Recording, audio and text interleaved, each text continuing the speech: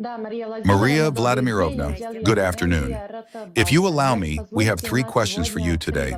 Here is the first question. In an interview with the German magazine Cicero, the president of Serbia, Aleksandar Vučić, proposed selling the entire volume of Serbian-produced ammunition to the European Union.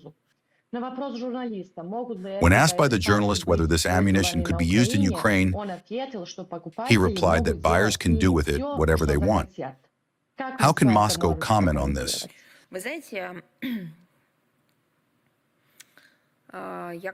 You know, when I read all these interviews of the president of Serbia, I asked myself whether there is really just one President Vučić there. It feels as if these interviews are given by different people.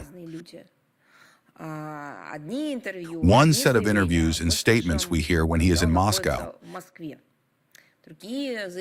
Other statements we hear when he gives interviews while located in other geographical points. I am speaking only about the public sphere. I don't know, perhaps something was mistranslated by the mass media,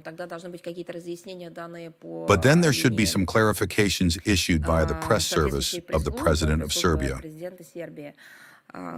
You should check whether everything was quoted correctly in this interview. To be honest, repeatedly, including at the highest level, we have received assurances from the leadership of Serbia that the export of ammunition of Serbian manufacture is under strict control, and that this product will not be supplied to Ukraine so that Kiev could not use it against our servicemen.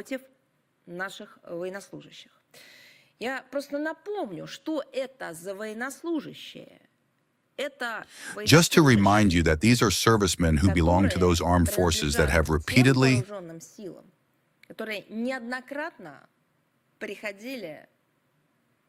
historically and in our modern times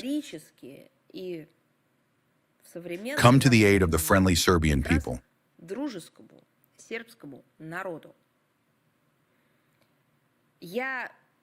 I refuse even to discuss not only the possibility, but the whole subject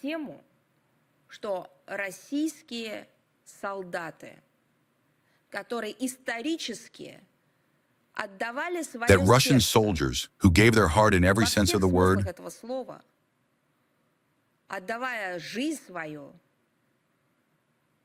giving their lives or professing love and loyalty to their Serbian brothers,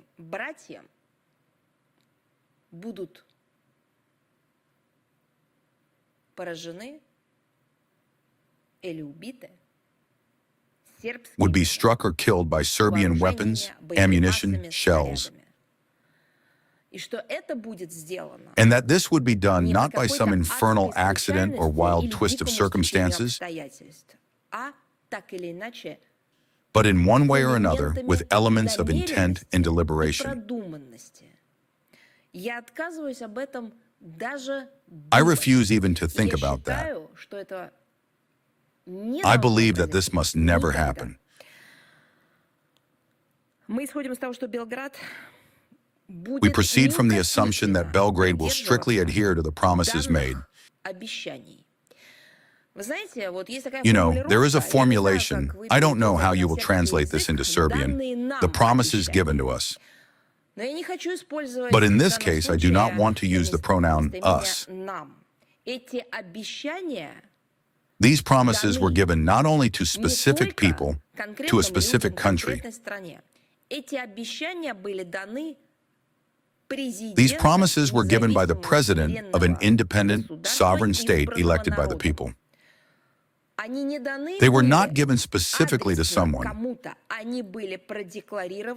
They were declared as the position of a lawfully elected president expressing the will of his people.